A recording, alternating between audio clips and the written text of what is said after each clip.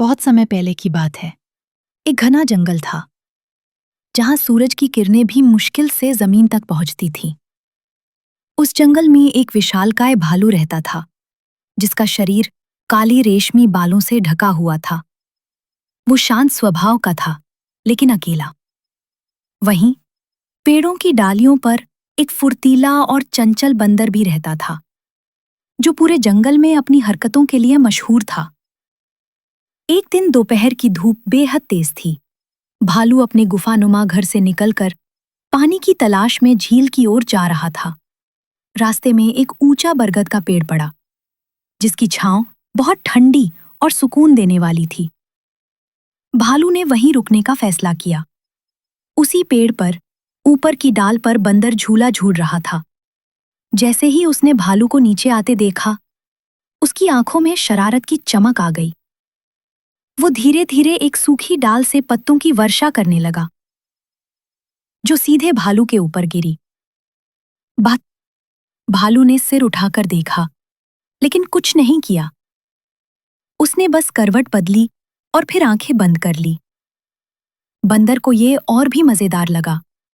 वो एक सूखे नारियल के खोल को खिसकाकर गिराने लगा, जो भालू के बिल्कुल पास आ गिरा। इस बार भालू उठा और लंबी सांस लेकर पेड़ से थोड़ा हटकर बैठ गया। कुछ दिन इसी तरह निकल गए। भालू रोज दोपहर उस पेड़ के नीचे आता और बंदर रोज उसे परेशान करता। लेकिन एक बात अजीब थी, भालू कभी गुस्सा नहीं होता था। वो बस अपनी जगह बदलता या झील की ओर चला जाता। धीरे धीरे बंदर को ये बात खटकने लगी। उसे लगने लगा कि इस शांत भालू में कोई रहस्य है। एक दिन उसने भालू के पीछे पीछे चलने का निश्चय किया। वो पेड़ों से पेड़ों पर कूदता गया और भालू के कदमों से कदम मिलाता रहा। भालू झील के किनारे पहुंचा और धीरे धीरे पानी पीने लगा। फिर वो किनारे पर बैठ गया और एक छोटी सी मछली को देखता रहा, जो पानी की सतह पर तैर रही थी। बंदर ये सब देखता रहा। उसके लिए ये नई दुनिया थी। जहां वो दिन भर शरारत करता, वहीं भालू प्रकृति के साथ एकाकार होता जा रहा था। अचानक एक भारी आवाज आई। पास के पहाड़ों से पत्थरों का गिरना शुरू हो गया था। भूकंप नहीं था, लेकिन कुछ भारी चट्टानें दरक रही थीं। भालू ने तुरंत झील से हटकर खुले मैदान की ओर दौड़ लगाई। बंदर भी डर गया और वो भी कूदकर सबसे ऊंचे पेड़ पर चढ़ गया। भालू को रास्ते में एक घायल हिरण दिखा, जो चट्टान के टुकड़ों के नीचे दबा हुआ था। भालू रुक गया और अपनी पूरी ताकत से पत्थर हटाने लगा। बंदर ये सब ऊपर से देख रहा था। कड़ी मेहनत और कई बार खुद के पंजों में चोट लगने के बावजूद भालू ने आखिरकार हिरण को मुक्त कर दिया। वो उसे नाले के किनारे तक लाया, जहां कुछ हरी घास थी। उसने धीरे से उसकी पीठ चाटी और फिर शांत खड़ा हो गया। ये दृश्य बंदर के लिए चौंकाने वाला था। वो, जिसने कभी किसी के लिए एक पत्ता भी न तोड़ा था, अब एक ऐसे प्राणी को देख रहा था जिसने बिना एक शब्द कहे करुणा और साहस दिखाया था। इसके बाद बंदर ने भालू को पहले की तरह तंग करना छोड़ दिया।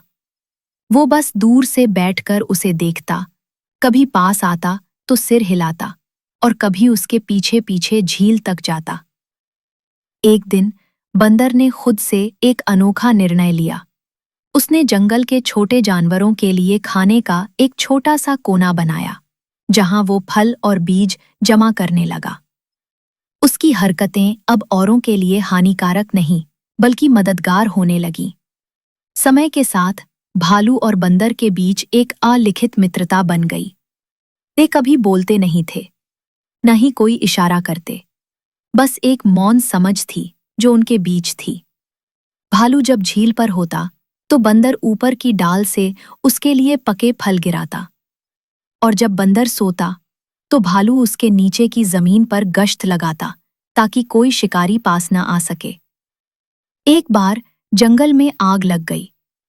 पेड़ों में धुआं भर गया और जानवर इधर उधर भागने लगे। बंदर फंस गया। उसका रास्ता नीचे गिरते अंगारों से बंद हो गया। भालू ने आग की परवाह किए बिना पेड़ के पास आकर एक जली हुई बेल को हटाया और पेड़ से नीचे गिरने वाले अंगारों को अपने भारी शरीर से रोका। बंदर झटपट कूदा और भालू की पीठ पर चढ़ गया। भालू ने उसे लेकर झील की ओर दौड़ लगाई और आखिरकार दोनों पानी में कूद पड़े। जब अगली सुबह जंगल शांत हुआ और आग बुझ गई, तो झील के किनारे दो आकृतियां थीं, एक बड़ा भालू और एक छोटा बंदर। दोनों की आंखों में धुआं, लेकिन दिलों में सुकून था। उन्होंने आज भी कुछ नहीं कहा, लेकिन उनके मौन में एक गहरा संवाद था जो शब्दों से परे था। इस कहानी से यह समझ आता है कि संवाद केवल शब्दों से नहीं होता। करुणा, सहयोग और सच्ची मित्रता बिना बोले भी पनप सकती है। भालू और बंदर ने बिना एक भी शब्द कहे एक दूसरे के लिए जो किया, वह किसी भी संवाद से अधिक गहरा और प्रभावशाली था।